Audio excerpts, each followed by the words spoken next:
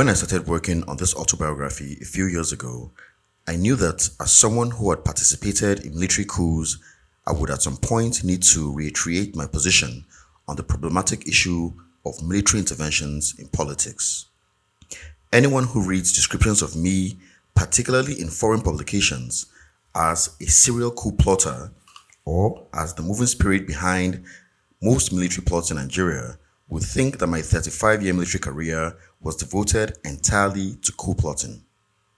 One foreign journalist, Carl Mayer, whom I readily obliged with an interview, returned the favor in his book, This House Has Fallen, by claiming that coups seem to run in my blood. He was not the only one with that mindset. In his reporting of the coup that brought me to office as head of the government, one international news magazine headlined its story, The Triumph of the Troublemaker. I will not bother responding to the discriminatory implications that I did no more than plot coups as a soldier. This volume bears testimony to the modest contributions of a soldier who stood up to play the role assigned to him by destiny at a notably particular moment in his country's history. As I will show in subsequent chapters of this book, it is a role, my mistake and shortcomings notwithstanding, that I look back upon with pride. When I started writing this book, I had also hoped that I could say that the coup d'etats in Africa are now a thing of the past. But 30 years after I left office, sadly, 7 African countries from across the Sahel to Sudan are under military rule. First, let me restate my position on the matter. Military coup d'etats, that is, overthrowing an incumbent government, whether as redemptive or corrective measures, are an aberration and should never be encouraged. Indeed, coups in the context of a democracy such as ours are not just unacceptable, they are illegal. Appropriate sections of the Nigerian Constitution insist that Nigeria shall not be governed, nor shall any person or group of persons take control of the government of Nigeria or any part thereof, except in accordance with the provision of the Constitution. So the question should be this: if these are the provisions of our Constitution, how did we end up with 5 military coups since 1960, the last of them being the 1983 Abacha coup? To put this in perspective, we would have to go back to our history as a nation and the challenges that have defined and shaped our collective existence. But first, the larger picture.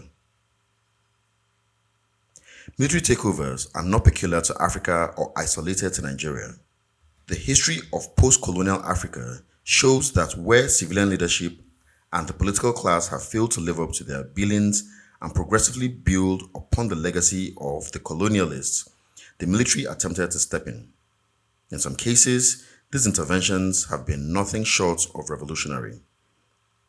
For instance, on July 23, 1952, Lieutenant Colonel Gamal Abdel Nasser and 89 other free officers staged an almost bloodless coup d'etat in Egypt that terminated the reign of King Farouk. That action, popular and revolutionary as it turned out to be, was the first known coup d'etat in post-colonial Africa.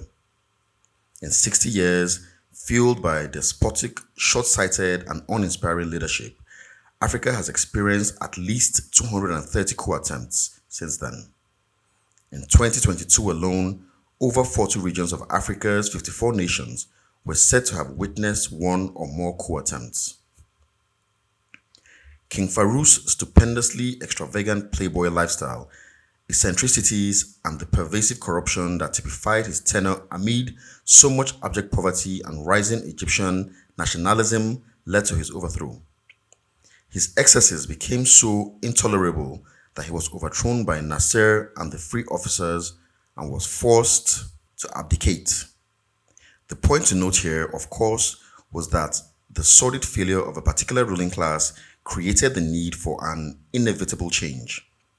A pattern where the political class virtually abdicates its responsibility to the governed typically created the conditions that led to several military interventions in post-colonial Africa. Also, certain coups, given the peculiar political and socio-economic circumstances, are genuinely revolutionary, especially where the masses support the coup and where the coup makers, beyond their own rhetoric, embody the people's hopes and aspirations. But the risks were always there because, to go back to Colonel Ibrahim Taiwo, whom I referred to earlier as a good coup, is only a successful coup, and a failed coup is a mutiny and high treason. Again, before I am misunderstood, let me reiterate my position. I do not suggest that military interventions, which can be undue interferences in the politics of a country, are replacements for incumbent governments, nor do I imply that the military is the guarantor of good behavior. Far from it. All that I suggest is that coups just don't happen. They are sometimes inspired by extraneous conditions that demand interventions. Generally, the abject failure of civilian governments is the cause of coup. Therefore, a fairer assessment of why the armed forces seized power was not to be found in their success or failure to deliver once they took over, but in the various factors and events preceding the intervention. Our example at home in Nigeria bears me out. Without necessarily justifying the actions of the young majors of the 1966 coup, it's possible to argue that the conditions that the young majors were compelled to face, even without sometimes asking for it, drove their actions. And to understand how and why a group of young, idealistic, and political UK-trained army officers violently overthrew an elected civilian government of Balewa, it would be proper to examine the circumstances that led to the 1966 coup briefly. The first of the many problems of those years was the unwise meddling of politicians in army affairs. As the powers of the Balewa government were weakened by crises like the Tiv riots and Western Nigeria's Operation Wetie, it relied on the military to quell what were essentially political unrests. Almost as if hamstringing their powers, the politicians looked up to soldiers to restore some control in ways that may have unwittingly politicized and radicalized the young officers. One should also remember that these were highly skilled young officers who, by the nature of their orientation, were nationalistic by training and idealistic by inclination. For instance, no one remembers now that Major Chukwuma Kaduna Nzeogo, who led the 1966 coup, was the first Nigerian officer to be trained in military intelligence, who served as the military intelligence officer during Chief Obafemi Awolowo's treason trial. In that capacity, he would have had unrestricted access to some of the most vulnerable information of the rot of the civilian administration. Obviously, many of the young officers were conversant with information that would have infuriated them, such as the flaunting of wealth and squalid crookedness displayed by politicians.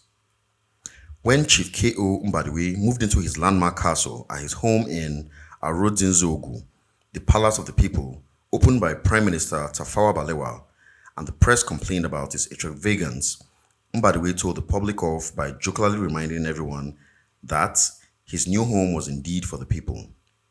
First Republic Finance Minister Chief Festus Samuel Okoti-Ebo was also in the eye of the storm. One unforgiving retired colonel officer, Harold Smith, described Festering Sam in unprintable words and ended up designating him as synonymous with corruption in Lagos. There's no question at all that the politicians of the First Republic made many mistakes, traceable presumably to some of the defective institutional structures they inherited and the poor choices they were forced to make. However, it can also be argued that Indian political leadership inherited similar structures at independence in 1947, but managed to create complex but different choices that led the country along a different path. Several studies have shown that some of the fundamental issues that have continued to plague us to this day as a nation, as for instance, the mindless interplay of ethnicism and religious identities, can be traced to the First Republic.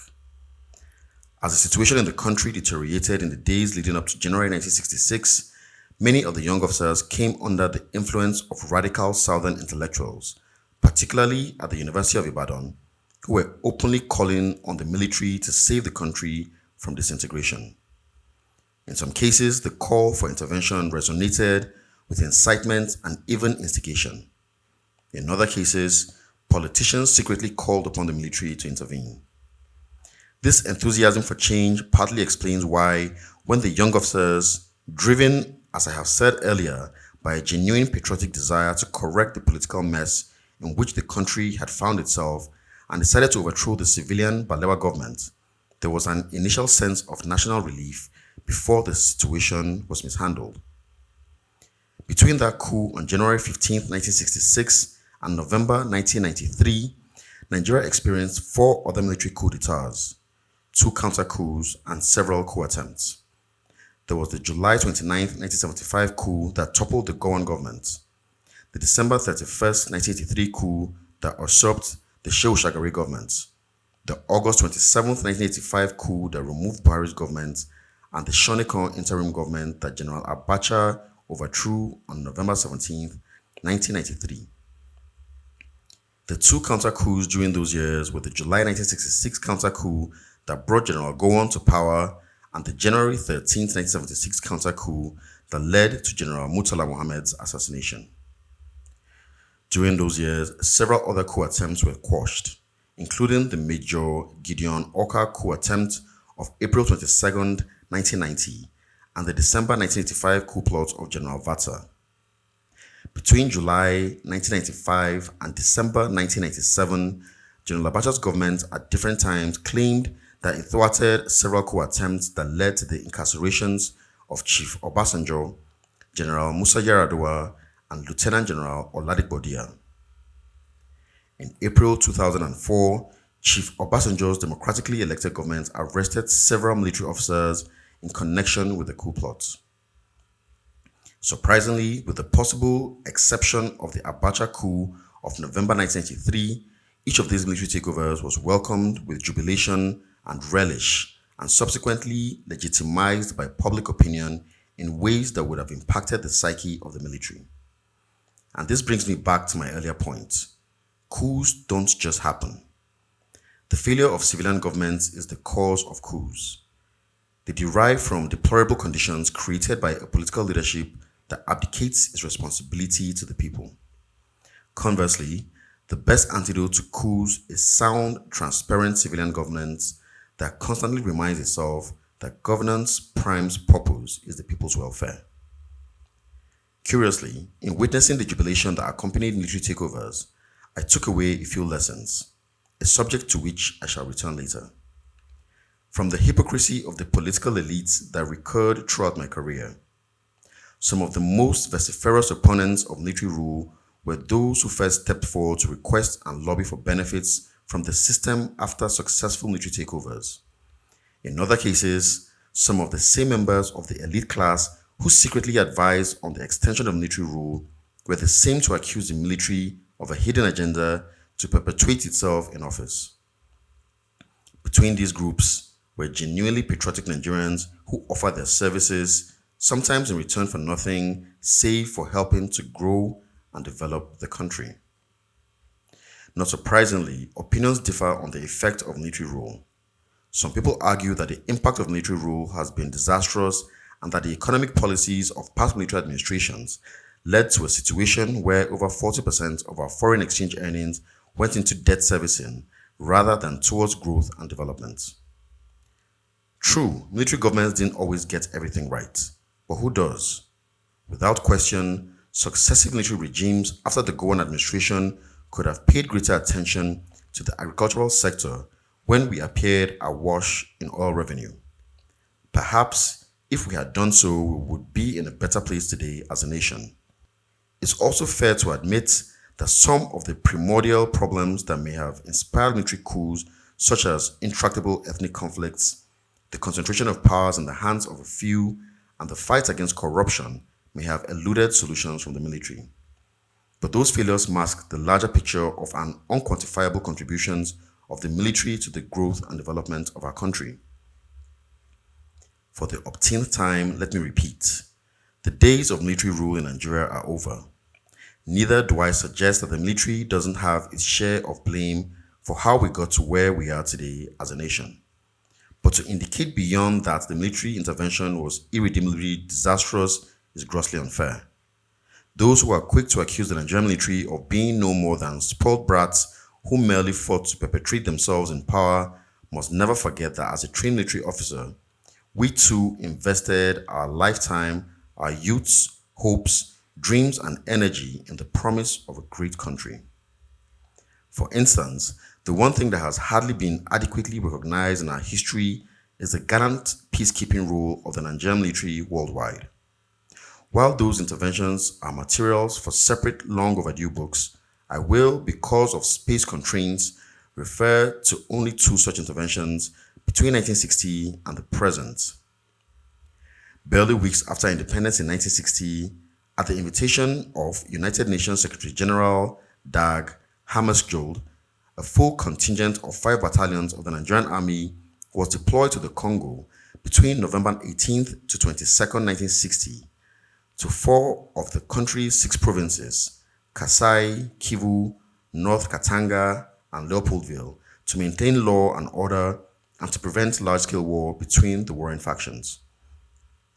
Under the command of Brigadier Babafemi Ogundipe, who was then the Chief of Staff of the UN forces until he was replaced by Major General Agui Ironsi in 1963, Nigerian troops, apart from guard duties, helped with the distribution of food and medicine to refuge centers, hospitals, and schools.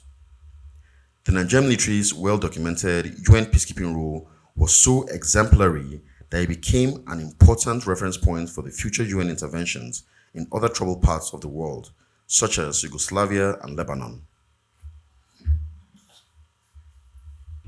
During the Liberian crisis under my watch as president, I persuaded an Economic Community of West African States, ECOWAS, Standing Mediation Committee, SMC, to create the Economic Community of West African States Ceasefire Monitoring Group, ECOMOG, to conduct military operations to halt the carnage in Liberia.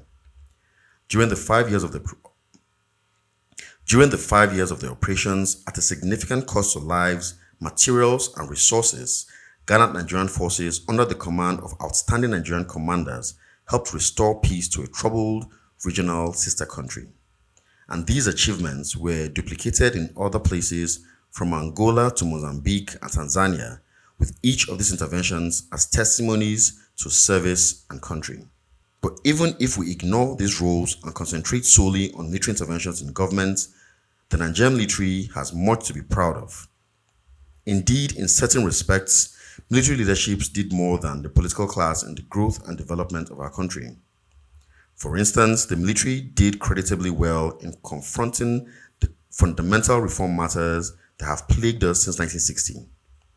The military's attempt to resolve the issues of the structural balancing of our polity, the choices between a federal unitary or even a confederal structure, and the problems of creating states deserve to be recalled.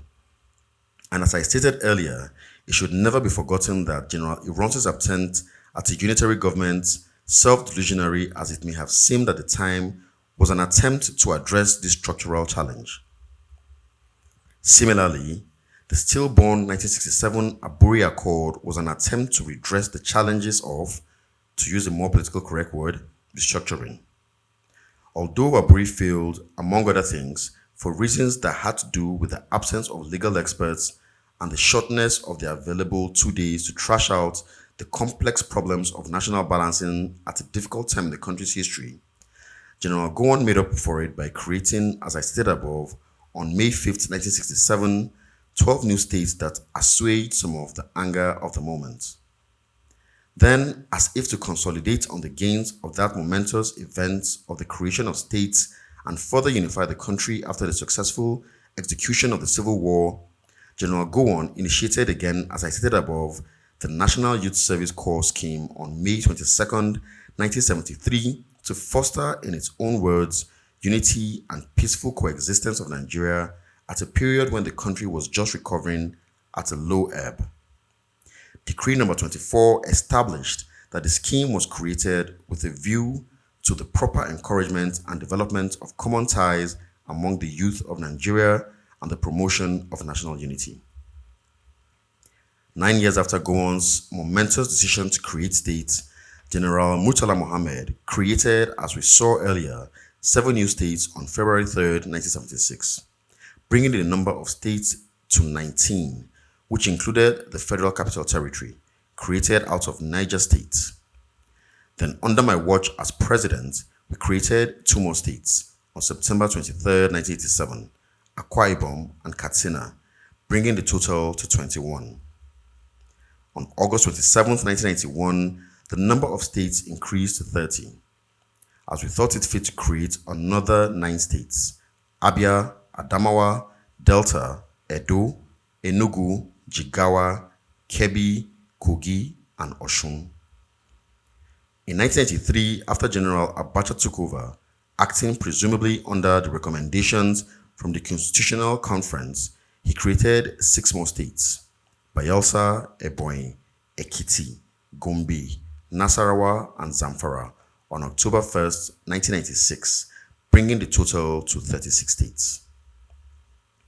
Building on the solid foundations laid by General Gowon and the Murtala Mohammed administrations to open up the country and project for a giant leap forward, the General Olusegun Obasanjo military administration on September 6, 1976, initiated the Universal Free Primary Education UPE scheme, by far the most gigantic educational project ever in the history of Nigeria. That scheme led to an unprecedented enrollment rate in primary and secondary schools in the country.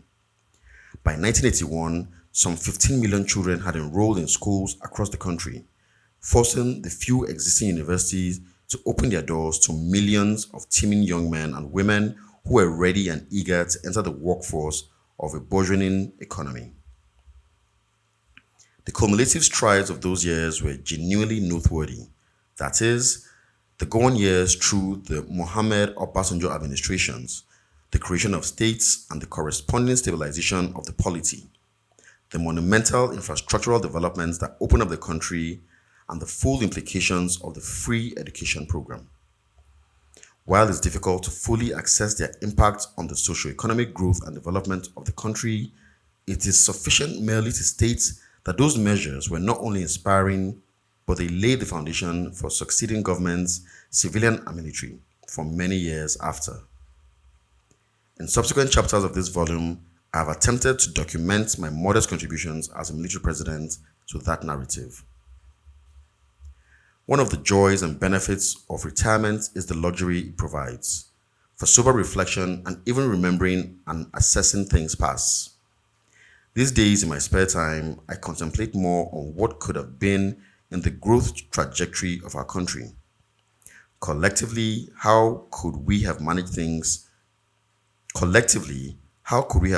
work better for our country? Was the problem a governance system or a governance style? Should we go back to the British-type parliamentary system of governance and jettison the American-type presidential system, which seems truly expensive? Or is it the case that a Western-type democratic system of government is unsuitable in a developing society like ours?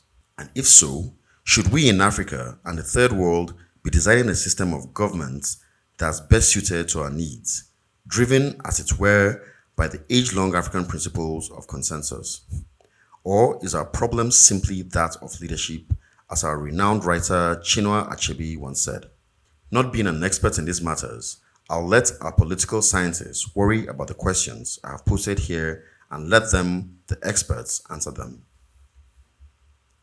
Not long ago, at lunch in Minna with friends, they all discussed the one-party rule as the viable option for us in Africa, implying that Western-style democracy has not worked for us.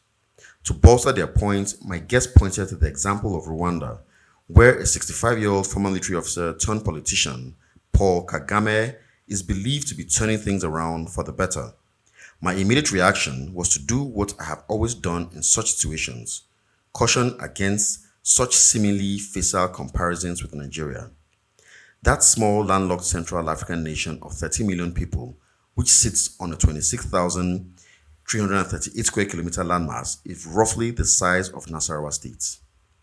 Then I turned around and asked my guests, would we who admire President Kagame's achievements also accept, as Nigerians, a de facto one-party state with a centralized authoritarian government and make the same human rights sacrifices being made by Rwandese?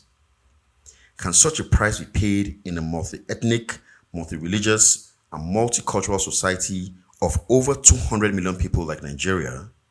There was silence in the room. But this much I know. Put in the most simplistic form, most of our problems are attitudinal. In other words, you can have the best laws in the world, the best constitution in the universe, and even the most committed leadership, and even the most committed leaders. However, if the attitude of the key political players remain unchanged from retrogressive set ways, nothing will change. For as long as you have politicians who are willing to do whatever it takes, even to kill, to attain power and enjoy the spoils of office, nothing will change. It boils down to the individual, that single unit in human society. As I write this, one of the world's major democracies is still recovering from the despicable role played by one single individual, its principal political leadership, which almost brought the entire house down. That the democratic entity survived is a tribute to that country's age-long institutions, which brings me to my concluding comments. Upon deeper reflection in retirement, I find myself going back to the lessons I first encountered at Jaji during my senior officers course in 1977 and subsequently at Coup in 1979 during my senior executive course at the National Institute of Policy and Strategic Studies. Lessons which I never forgot even while in office, namely that most times human beings don't handle power well, and the only guarantee against power abuse in the absence of a vibrant civilian and civil society leadership are effective and responsive institutions that can promote sustainable socio-economic development.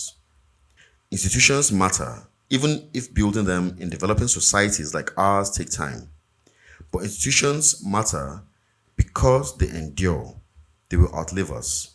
Again, we should strive to build enduring institutions in such a complex society as ours because only then can we begin to meaningfully structure our lives and interactions as people for sustainable growth.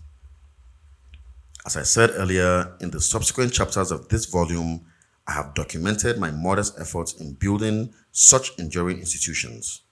Admittedly, as a military government, we are tempted to create institutions that would outlive us, with varying degrees of success and failure. But at least we tried, even as we await the ultimate verdict of history.